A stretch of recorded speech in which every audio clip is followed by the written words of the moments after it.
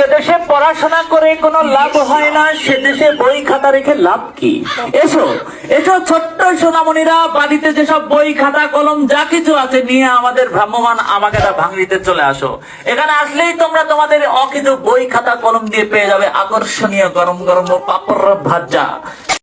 যেই দেশে পড়াশোনা করে কোনো লাভ হয় না সেই দেশে বই খাতা দিয়ে লাভ কি? আসে ছোট্ট ছোট্ট সোনামণিরা, তোমরা তোমাদের বই খাতা নিয়ে আমার প্রচার গাড়ি লক্ষ্য করে চলে আসো। তার বিনিময়ে পাবে গরম গরম চেনাচুর ভাজা। যে দেশে পড়াশোনা করে কোনো লাভ হয় না সে দেশে বই খাতা রেখে লাভ কি?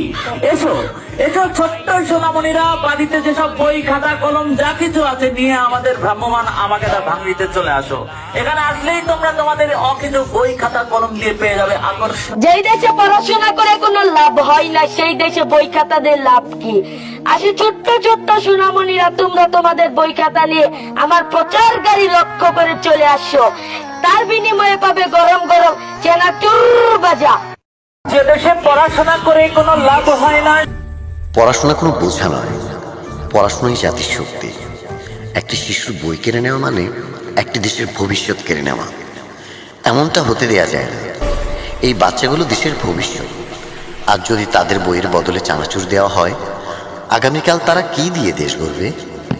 শিশুদের শিক্ষায় নিজস্বায়িত করা অপরাধ। আসুন সচেতন হই, শিশুর হাতে বই ফিরিয়ে দিই।